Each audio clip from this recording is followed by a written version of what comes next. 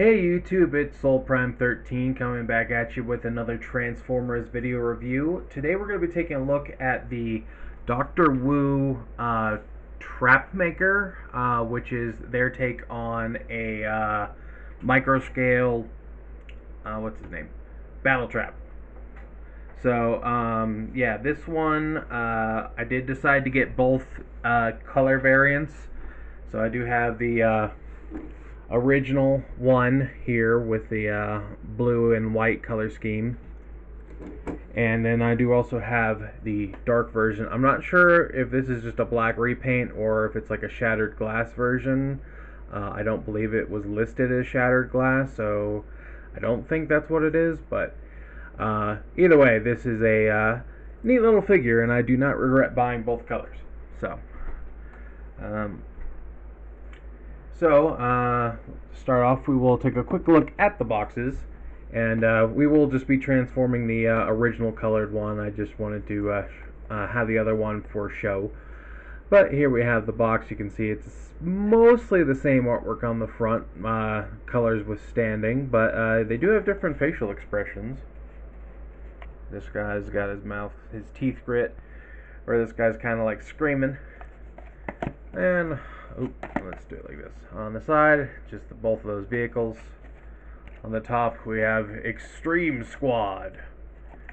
And then same robot mode artwork there on the side. Just our usual legal jargon on the bottom. And then on the back, we do have our product shots. So that's it for the boxes. And they do both come with come here, collector's cards with our figure on the back, and then that artwork again on the front. And they do also each come with their own individual instructions, which I believe are just the same. Don't know if there's any actual difference there. Yeah, they literally are the exact same. You can see they even both have the same robot artwork for the original up top there. And I've been noticing an issue with Dr. Wu's instructions lately is they keep showing the transformation from robot to vehicle, but they're packaged in vehicle mode. So that's kind of annoying. Not really a fan of that. I mean, don't get me wrong, I'm glad they include paper instructions, but when you have to start from the wrong end, it does make it more complicated. And it's not like a huge thing, it's just like, this is easily avoidable. It's a problem that you don't have to have. It's very easy to avoid. So, yeah. Anywho, there's that. But moving on to the figures themselves, we're actually just going to scoot you off to the side real fast. Here we do have his two vehicle forms. He is a duocon, which means he's a single robot that turns into two vehicles. The most prominent duocon I'm aware of, I believe, is Overlord. I believe he falls into that category. So, but yeah, we do have this little it feels sort of like a pickup with like a cargo thing on the back. I wouldn't say it's like a van or something. I'm not entirely sure what it's supposed to be, but a little vehicle. And you can see they've done some red paint for the windshield. And this gun does detach. It is for the robot mode mostly, but it's nice that it does store there. This is one of those few figures that does actually have storage for most of his weapons. Not all of them technically, but yeah, they do. I will talk about this in a second, but this is the other weapon I mentioned. I'm actually gonna put that down but we do have our little helicopter blade. Do have a nice transparent blue for the cockpit, and this does actually open. You can see there is a little seat molded in there, which is neat. And we do get this little Gatling gun on the bottom, and we do get a little landing gear there in the back. But overall, a neat little helicopter there.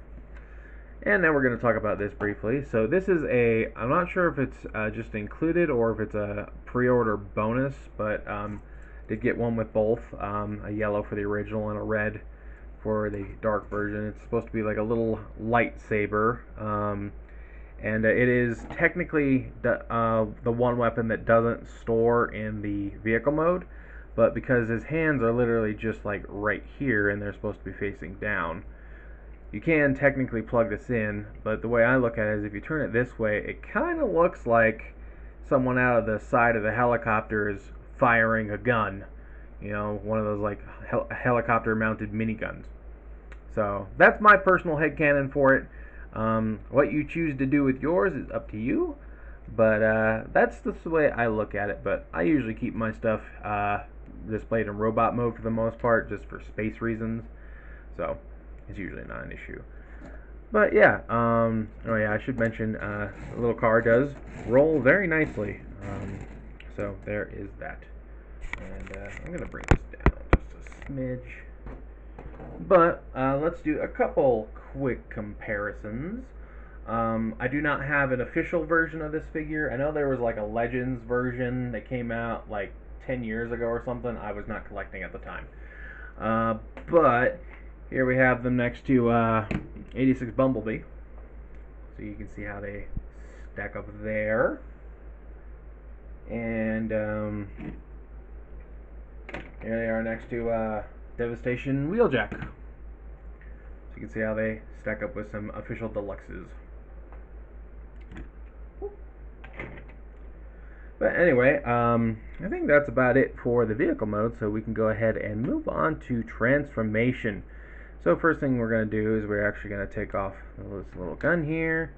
You are supposed to take off the helicopter blade as well. I will discuss that further because that's not what I do. And then you take off this gun. And we're just going to set those to the side. But now, so what we're going to do here is we are actually going to, it's sort of an odd little thing, but his torso is like right here. So you want to, I'm trying to remember, I believe we're supposed to split this first and then sort of wiggle this out, because essentially it flips out and around. You can see his legs there. Sometimes get the pretty sure, there we go. Just wiggle that out, and then we just bring this out and straighten those legs out. And then you actually want to take this part with the windshield and you're going to scoot it forward. It's actually on a little double hinge right here. You're actually going to scoot it forward like that. Then these pieces are going to rotate 180 like so. Then they fold around, and the little wheel here is on a little rotation hinge, and you push it down so that they are level again. And just to be clear, it is just tabbed in on this little pivot right here. I don't know how well that's gonna focus. There, that little circle. And it is easy to kind of accidentally pop them off. They just pop right back in. Just be aware. And then we're just going to separate these legs. And there we have his bottom half. Now for the helicopter, we are going to untab these arms from the bottom. And we can just bring these out to the side. And then we do want to, I believe we're supposed to, oh right, we should fold that down too while we're at it. There we go, yeah. Split it down the middle.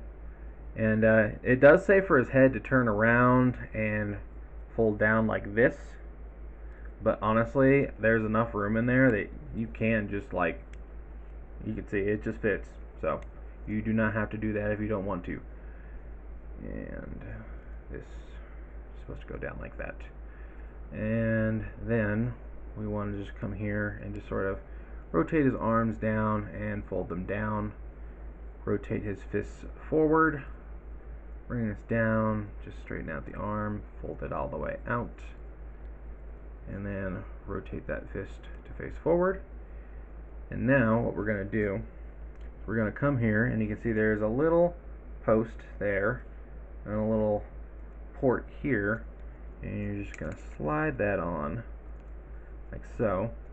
You want to make sure these arms are up like so when you bring this around, they can come down, and you can see there's a little tab and a little slot right there.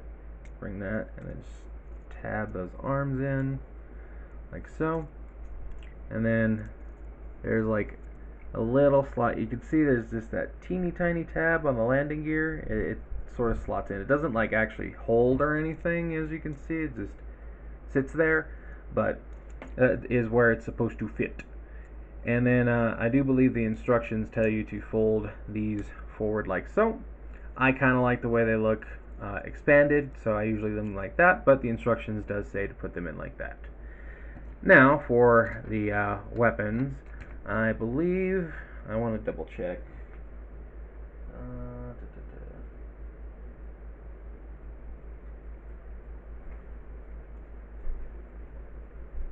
Okay, yeah. So, according to the instructions, you're supposed to take this Gatling gun and put this in his hand, and then you take this double gun from the car, and you fold out this little post right here. Can be a little. There we go. It's a matter of getting your nail in there, and this will plug into his left shoulder. And then you're supposed to take the helicopter blade and put that on his right shoulder, like so. So that's how the instructions tell you to arm him up. And now you have him in his robot mode. And it is a neat little robot mode. I think this is a cool little guy. This was my second experience with the Duocons, because I did actually get that reissue multi-pack that came with the shattered glass flywheels. So this is my first, this is my second. Speaking of which, here's a comparison with an official Duocon. So yeah, that's how he stacks up next to an official figure. I don't have the official Battletrap in any capacity, so I can't compare those, unfortunately. But yeah, and then again, you do get this little lightsaber sword, and you can just stick that in his hand. But bringing back in the dark version, you can see the configuration I like to put him in, with both guns on his shoulders, and then I leave the helicopter blade on his back. So, and then again, I have the chest pieces spread out in the front instead of folded up. But again, that is just my personal preference, and this is the official configuration, considering it's an unofficial figure. But yeah, overall a nice little dude. Just go over his articulation real quick. He does have a ball jointed head, and he does get some decent movement. He does get plenty of up movement for the transformation. This little panel can be straight or angled, depending on how you want. He does get a full 360 at the shoulder. Comes all the way out. He does have I believe a bicep swivel? No, he does not. He does have a double jointed elbow, though, due to the transformation, which is pretty neat.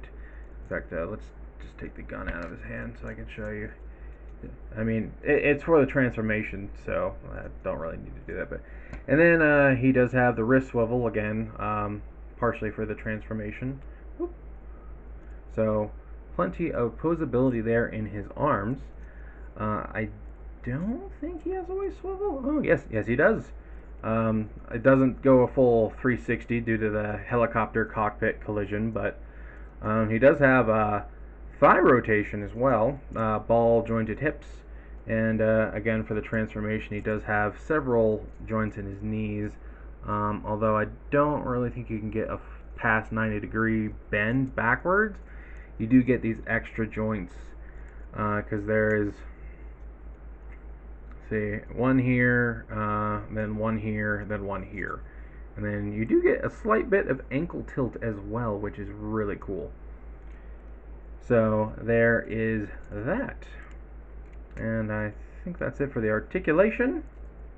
Let's see, we already did our comparison. We'll do one more comparison. Here he is next to G1 Minibot. I can give you an idea of scale there. G1 Swerve. I almost said Scourge. I'm like, no, that's not right. That's a whole different guy.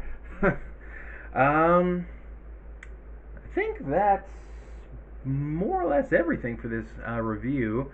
Definitely enjoying these little dudes. Again, this is like my second experience with Duocons, and so far I'm pretty satisfied. And again, I do like Dr. Wu's stuff. They just released their flywheels as well, and I did get the matching shattered glass one, which I'll do a review for that later. But yeah, overall, I do recommend these little figures. I don't know if I'd suggest getting both of them, but I mean, I'm not upset about getting both of them. But overall, yeah, I think these are good figures and are worth picking up. So I think I'll go ahead and wrap up this review. And this is Soul Prime 13 saying transform and soul out.